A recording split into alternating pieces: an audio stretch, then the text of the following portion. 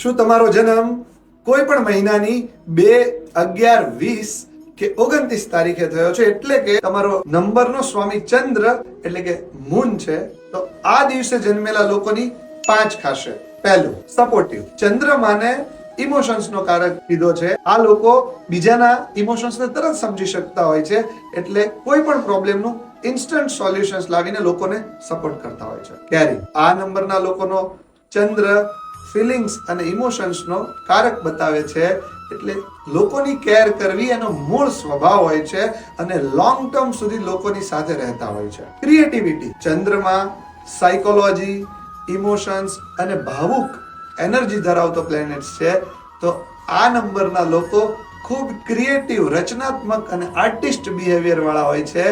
અને ચોથું, ઓવરથિંકર. ચંદ્ર ઇનસ્ટેબલ, ચંદ્રમાં જલસો જાય છે. આ નંબરના લોકો ઓવરથિંકર હોય છે.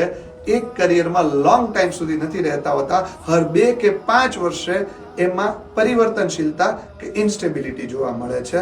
અને ફિફ્થ, વેલ્થ કે પૈસા. આ રાશિના લોકો ખૂબ સુખ સગવડ વાળું જીવન જીવે છે, પણ એમના મહેનતના કમ્પેરિઝનમાં એમની વેલ્યુ મીડિયમ થતી હોય છે. શું તમારા ફેમિલીમાં પણ કોઈ આ નંબરે જન્મેલા લોકો છે? આજે જ આ વિડીયો એમની સાથે શેર કરો. હરે કૃષ્ણ.